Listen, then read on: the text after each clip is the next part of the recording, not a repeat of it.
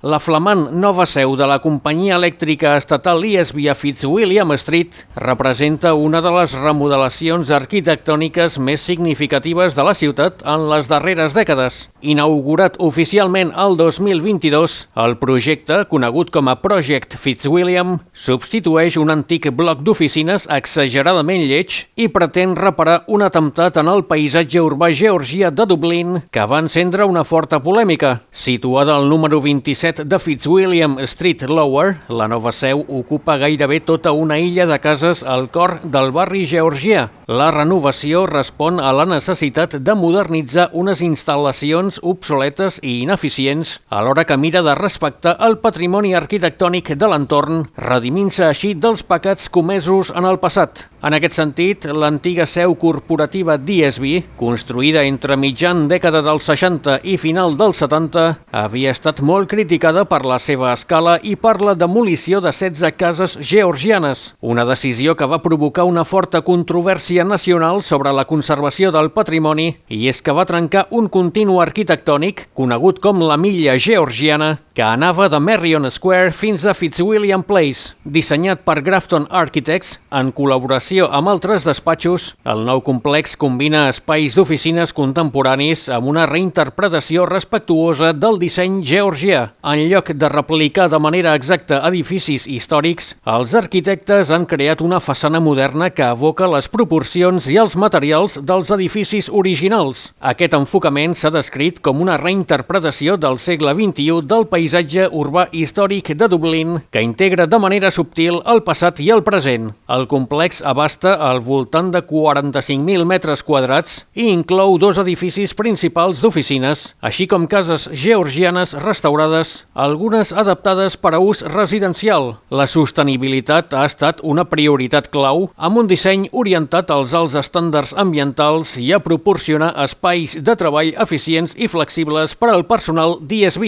fins al punt que el projecte ha estat reconegut amb diversos premis, com el de l'edifici de l'any, el 2022, i el de millor lloc per a treballar, els premis del Royal Institute of Architects of Ireland, el 2023. Més enllà de la seva funció pràctica, la nova seu d'ESB té també un valor simbòlic atès que mira de reconciliar decisions urbanístiques del passat amb els valors actuals de conservació i disseny urbà. En reconnectar amb el caràcter de Fitzwilliam Street, el projecte contribueix a restaurar la identitat georgiana de Dublín i demostra com l'arquitectura contemporània pot conviure amb el context històric. D'altra banda, el número 29, on per a redimir-se de la destrossa provocada als anys 60 ESB havia creat un museu que mostrava com era la vida en una casa georgiana, la companyia va anunciar que hi volia fer 3 habitatges de luxe, malgrat que el Comú de Dublín li va denegar el permís. Després, ESB va informar que, conjuntament amb l'Irish Heritage Trust, faria una casa museu georgiana semblant, però al número 12, que queda al costat de l'altre extrem, al sud de la nova seu. D'altra banda, amb relació al museu del número 29, ara tancat,